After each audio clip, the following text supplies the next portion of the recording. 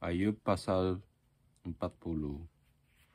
Tuhan menantang Ayub. Maka dari dalam badai Tuhan menjawab Ayub, "Bersiaplah engkau sebagai laki-laki. Aku akan menanyai engkau, dan engkau memberitahu aku. Apakah engkau hendak meniadakan pengadilanku, mempersalahkan aku supaya engkau dapat membenarkan dirimu? Apakah lenganmu seperti lengan Allah?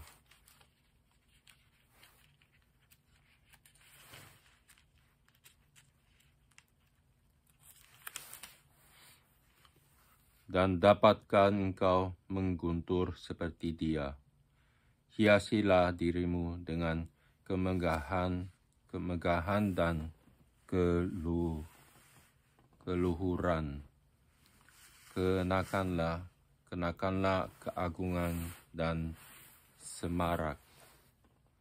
Luapkanlah marahmu yang bergelora. Amatilah setiap orang yang congkak dan rendahkanlah dia. Amatilah setiap orang yang congkak, tundukkanlah dia, dan hancurkanlah orang-orang fasik di tempatnya. Pendamlah mereka bersama-sama dalam debu. Kurunglah mereka di tempat yang tersembunyi. Maka aku pun akan memuji engkau, karena tangan kananmu memberi engkau kemenangan." Lukisan tentang kuda Nil. Perhatikanlah kuda Nil, yang telah kubuat seperti juga engkau. Ia makan rumput seperti lembu. Perhatikanlah tenaga di pinggangnya, kekuatan pada urat-urat perutnya. Ia meregangkan ekornya seperti pohon aras. Otot-otot pahanya berjalin-jalinan. Tulang-tulangnya seperti pembuluh tembaga. Kerangkanya seperti batang besi. Dia yang pertama dibuat Allah, makhluk yang diberinya. Bersenjatakan pedang, ya bukit-bukit mengeluarkan hasil baginya, di mana binatang-binatang liar bermain-main. Di bawah tumbuhan tertai ia merendam, tersembunyi dalam gelagah dan paya. Tumbuhan-tumbuhan tertai menaungi dia dengan bayang-bayangnya. Pohon-pohon ganda rusa mengelilinginya. Sesungguhnya biarpun sungai sangat kuat arusnya, ia tidak gentar. Ia tetap tenang, biarpun sungai Yordan meluap melanda mulutnya. Dapatkah orang menangkap dia dari muka, mencocok hidungnya dengan keluhan? Lukisan tentang buaya. Dapatkah engkau menarik buaya dengan kail, atau mengimpit lidahnya dengan tali? Dapatkah engkau mengenakan tali rotan pada hidungnya, mencocok rahangnya dengan kaitan? Mungkinkah ia mengajukan banyak permohonan belas kasihan kepadamu, atau berbicara dengan lemah lembut kepadamu? Mungkinkah ia mengikat perjanjian dengan engkau, sehingga engkau mengambil dia menjadi hamba untuk selama-lamanya? Dapatkah engkau bermain-main dengan dia seperti dengan burung, dan mengikat dia untuk anak-anakmu perempuan?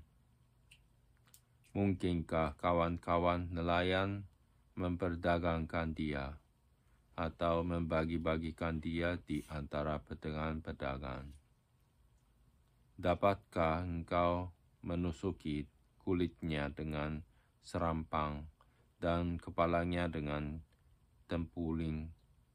Letakkan tanganmu ke atasnya. Ingatlah pertarungannya.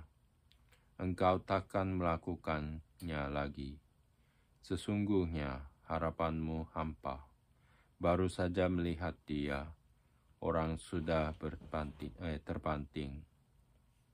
Orang yang nekat pun, pasal 41, orang yang nekat pun takkan berani membangkitkan marahnya. Siapakah yang dapat bertahan di hadapan aku? Siapakah yang menghadapi aku yang ku biarkan tetap selamat?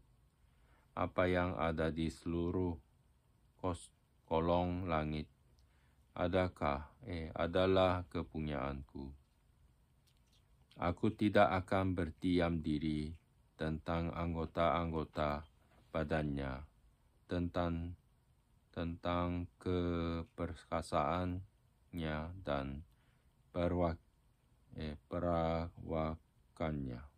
perawakannya yang tampan. Siapakah dapat mengingkapkan pakaian luarnya, baju zirahnya yang berlapis dua? Siapakah dapat menembusnya? Siapa dapat membuka pintu moncongnya? Di sekeliling giginya ada kengerian. Punggungnya adalah perisai-perisai yang bersusun, terlekat rapat seperti meterai. Rapat hubungannya yang satu dengan yang lain, sehingga angin tidak dapat masuk. Yang satu melekat pada yang lain, bertautan tak terceraikan lagi. Bersihnya menyinarkan cahaya. Matanya laksana merekahnya fajar. Dari dalam mulutnya keluar suluh dan berpancaran bunga api. Dari dalam lubang hidungnya mengepul uap, bagaikan dari dalam belanga yang mendidih dan menggelegak isinya. Nafasnya menyalakan bara, dan nyala api keluar dari dalam mulutnya. Di dalam tengkuknya ada kekuatan berlompatan di hadapannya. Daging gelambirnya melekat padanya, tidak tergerak. Hatinya keras seperti batu kilangan bawah. Bila ia bangkit, maka semua yang berkuasa menjadi gentar, menjadi bingung karena ketakutan. Bila ia diserang dengan pedang, ia tidak mempan. Demikian juga dengan tombak, seligi atau lembing. Besi dirasanya seperti jerami, tembaga seperti kayu lapuk. Anak panah tidak dapat menghalau dia. Batu umpan seolah-olah berubah padanya menjadi jerami. Gada dianggapnya jerami, dan ia menertawakan desingan lembing. Pada bagian bawahnya ada tembikar yang runcing. Ia membujur di atas lumpur seperti pengeretan pengirik. Lubuk dibuatnya berbual-bual seperti periuk. Laut dijadikannya tempat memasak campuran rempah-rempah. Ia meninggalkan jejak yang bercahaya, sehingga samudera raya disangka orang rambut putih.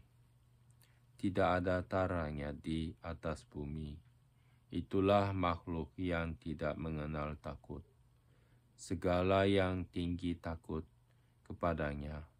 Ia adalah raja atas segala binatang yang ganas. Pasal 42. Ayub mencabut perkataan dan menyesalkan diri. Maka jawab Ayub kepada Tuhan, "Aku tahu bahwa Engkau sanggup melakukan segala sesuatu dan tidak ada rencanamu yang gagal. Firman-Mu, siapakah dia yang menyelubungi keputusan tanpa pengetahuan? Itulah sebabnya, tanpa pengertian aku telah berbicara tentang hal-hal yang sangat ajaib bagiku dan yang tidak ku ketahui. Firman-Mu, dengarlah, maka akulah yang akan berfirman. Aku akan menanyai Engkau, supaya Engkau memberitahu aku. Hanya dari kata orang saja aku mendengar tentang Engkau, tetapi sekarang mataku sendiri memandang Engkau. Oleh sebab itu aku mencabut perkataanku, dan dengan menyesal aku duduk dalam debu dan abu." Keadaan Ayub dipulihkan. Setelah Tuhan mengucapkan firman itu kepada Ayub, maka firman Tuhan kepada Elifas orang Teman, "Murkaku menyala terhadap engkau dan terhadap kedua sahabatmu, karena kamu tidak berkata benar tentang aku seperti hambaku Ayub. Oleh sebab itu, ambillah 7 ekor lembu jantan dan 7 ekor domba jantan, dan pergilah kepada hambaku Ayub, lalu persembahkanlah semuanya itu sebagai korban bakaran untuk dirimu, dan baiklah hambaku Ayub meminta doa untuk kamu, karena hanya permintaannya lah yang akan ku terima, supaya aku tidak melakukan aniaya terhadap kamu, sebab kamu tidak berkata benar tentang aku seperti hambaku Ayub." Maka pergilah Elifas orang Teman, Bildad orang Suah, dan Zofar orang Naamah. Lalu mereka melakukan seperti apa yang difirmankan Tuhan kepada mereka, dan Tuhan menerima permintaan Ayub.